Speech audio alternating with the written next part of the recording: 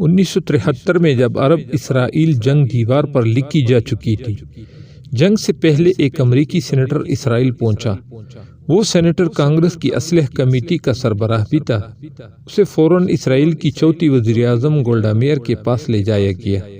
Golda mayor نے ایک گھریلو عورت کی طرح اس امریکی سینیٹر کا استقبال کیا اور اسے اپنے کچن میں لے گئی، جہاں اس نے امریکی سینیٹر کو ایک چھوٹی سی ڈائننگ ٹیبل کے پاس کرسی پر بٹھا کر چولہے پر چائے کے لیے پانی رکھ دیا اور خود بھی وہیں بیٹھ گئی اور واشنگٹن سے آنے والے مہمان کے ساتھ طیاروں، میزائلوں اور توپوں کی خریداری کے حوالے سے مذاکرات شروع کر دیے۔ ابھی سودہ بازی جاری تھی کہ اس سے چائے پکنے کی خوشبو آئی۔ وہ گفتگو ادھوری چھوڑ کر اٹھی اور چائے 2 پیالوں میں انڈیلی۔ ایک پیالی سینیٹر کے سامنے رکھ دی اور دوسری گیٹ پر کھڑے امریکی گارڈ کو تھما دی۔ پھر دوبارہ میز پر آ بیٹھی اور امریکی سینیٹر سے محو گفتگو ہو گئی۔ چند لمحوں کی گفت و شنید اور باؤ تاؤ کے بعد شرائط طے پا گئی۔ اسی دوران گولڈا میئر اٹھی اور پیالیاں سمیٹی اور انہیں دھو کر واپس سینیٹر کی طرف پلٹی اور بولی، مجھے یہ سودا منظور ہے، آپ تحریری معاہدے کے لیے اپنا سیکرٹری میری سیکرٹری کے پاس بھجوا دیجیے۔ حیرت کی بات یہ ہے کہ خود اسرائیلی کابینہ نے اس بھاری سودے کو رد کر دیا۔ گولڈا میئر نے ارکان کابینہ کا موقف سنا اور جواباً کہا، آپ کا خطرہ درست ہے، لیکن اگر ہم یہ جنگ جیت گئے اور ہم نے عربوں کو پسپائی پر مجبور کر دیا تو تاریخ ہمیں فاتح قرار دے گی، اور جب تاریخ کسی قوم کو فاتح قرار دے دیتی ہے تو وہ بھول جاتی ہے کہ جنگ کے دوران فاتح قوم نے کتنے انڈے کھائے تھے اور روزانہ کتنی بار کھانا کھایا تھا۔ جنگ کے ایک عرصہ بعد واشنگٹن پوسٹ کے نمائندے نے گولڈا میئر کا انٹرویو لیا اور سوال کیا، امریکی اسلحہ خریدنے کے لیے آپ کے ذہن میں جو دلیل تھی وہ فوراً آپ کے ذہن میں آئی یا پہلے سے کوئی حکمت عملی تیار کر رکھی تھی؟ گولڈا میئر نے جو جواب دیا وہ چونکا دینے والا تھا۔ وہ بولی، میں نے یہ استدلال اپنے دشمنوں مسلمانوں کے آخری نبی محمد صلی اللہ علیہ وآلہ وسلم سے لیا تھا۔ میں جب طالبہ تھی اور اس کے بعد معلمہ بنی تھی تو مذاہب کا موازنہ میرا پسندیدہ موضوع تھا۔ انہی دنوں میں نے حضرت محمد صلی اللہ علیہ وآلہ وسلم کی سوانح حیات پڑھی۔ اس کتاب میں مصنف نے ایک جگہ لکھا تھا کہ جب حضرت محمد صلی اللہ علیہ وآلہ وسلم کا وصال ہوا تو ان کے گھر میں اتنی رقم نہیں تھی کہ چراغ جلانے کے لیے تیل تک خریدا جا سکے، لہٰذا ان کی اہلیہ حضرت عائشہ صدیقہ رضی اللہ تعالیٰ عنہا نے ان کی ذرا بکتر رہن رکھ کر تیل خریدا، لیکن اس وقت بھی حضرت محمد صلی اللہ علیہ وآلہ وسلم کے حجرے کی دیواروں پر 9 یا 7 تلواریں لٹک رہی تھی، لیکن انہیں رہن نہیں رکھا گیا تھا۔ میں نے جب یہ واقعہ پڑھا تو سوچا وہ دنیا میں کتنے لوگ ہوں گے جو مسلمانوں کی پہلی ریاست کے کمزور اقتصادی حالات کے بارے میں جانتے ہوں گے، لیکن مسلمان آدھی دنیا کے فاتح بنے۔ یہ بات پوری دنیا جانتی ہے، لہٰذا میں نے فیصلہ کیا کہ اگر مجھے اور میری قوم کو برسوں بھوکا رہنا پڑے، پختہ مکانوں کے بجائے خیموں میں زندگی بسر کرنا پڑے، تو بھی اسلحہ خریدیں گے۔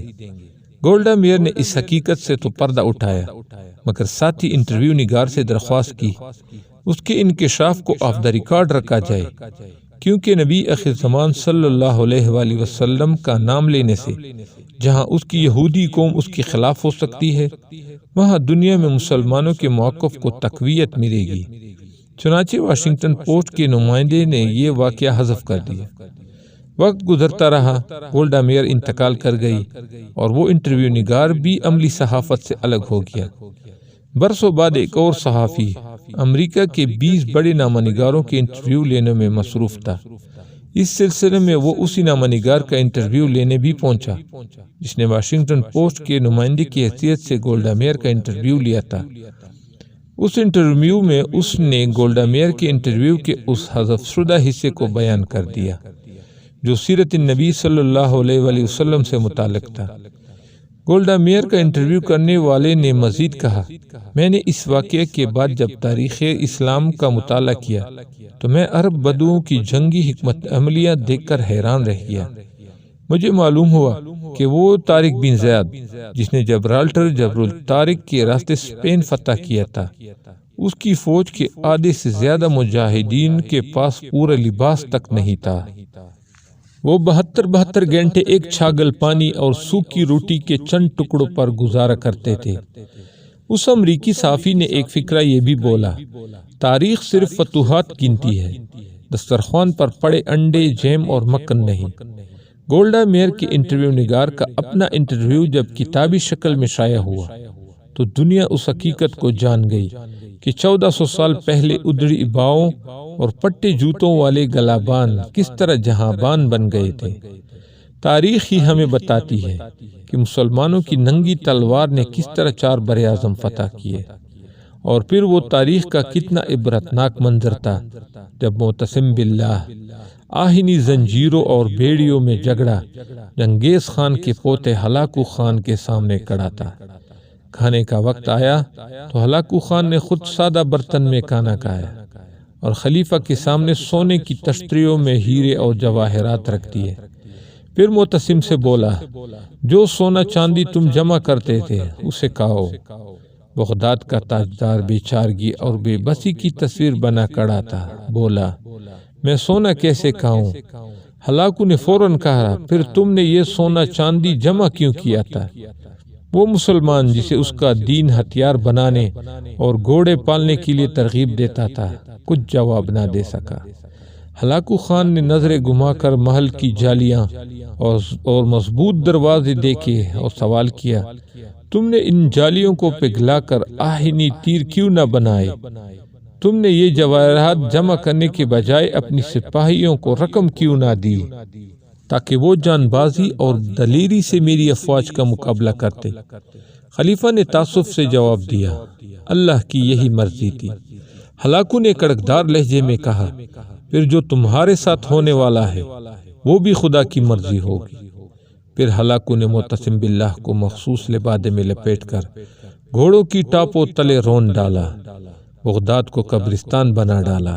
ہلاکو نے کہا، آج میں نے بغداد کو صفحہ ہستی سے مٹا ڈالا ہے اور اب دنیا کی کوئی طاقت اسے پہلے والا بغداد نہیں بنا سکتی۔